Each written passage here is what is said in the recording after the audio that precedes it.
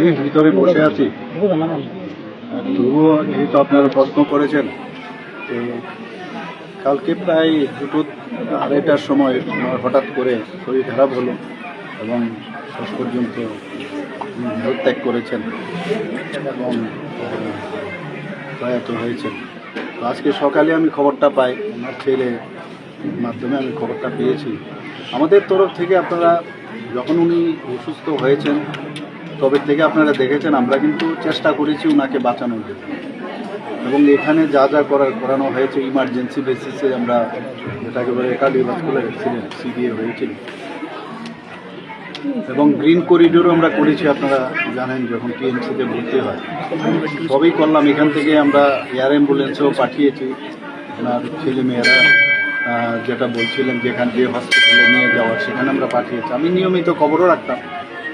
গতকালও ওনার ছেলে বললেন যে বাবা খুব ভালো আছে, আপনি একটু ডাক্তারবাবুদের সাথে একটু কথা বললে ভালো হয়, কারণ আরও যদি কিছু যেহেতু আপনারা জানেন যে অনেক কিছু প্রাইভেট হসপিটালে অনেক ধরনের বিষয় থাকে, তো যদি আপনি বলেন তাহলে আমাদের পক্ষে অনেক কিছু বাস।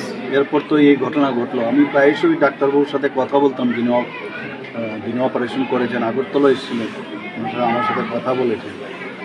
অত্যন্ত দুঃখের এবং পরিতাপের বিষয় সত্যি যে আমার 1971-এ আমি যখন এমবিবি কলেজে পড়াশোনা করি, ও খুব সম্ভব আর্টস গ্রুপে সে পড়াশোনা করত এবং হোস্টেল নাম্বার 1 সেখানে এসে থাকতো।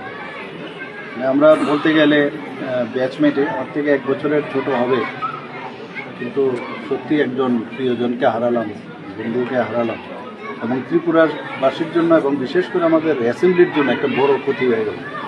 যেভাবে উনি অ্যাসেম্বলিকে উনি পরিচালনা করতেন সেটা কিন্তু ইতিহাস হয়ে থাকবে আগামী।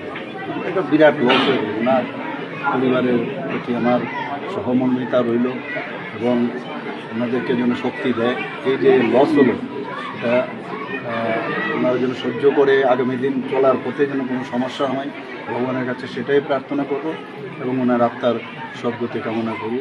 এবং আজকে আমি আমাদের ত্রিপুরা গভর্নমেন্টের তরফ থেকে আমরা যে স্টেট মর্নিং আমরা ঘোষণা করেছি এবং এই দিনের ছুটি, আজকের দিনের ছুটি ঘোষণা 3 দিন সমানে হাফ মাস্ট যে ফ্ল্যাগ সেটা থাকবে। এবং আমি যা খবর নিলাম যে আজকে তো আসার সুযোগ নেই, ওনার ডেড বডি কালকে 9টার সময় ডাইরেক্ট ফ্লাইটে খুব সম্ভব এখানে আসবে।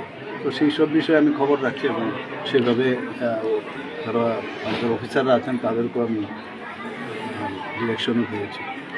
সত্যি একটা বড় লস হয়ে গেল। Thank you sir.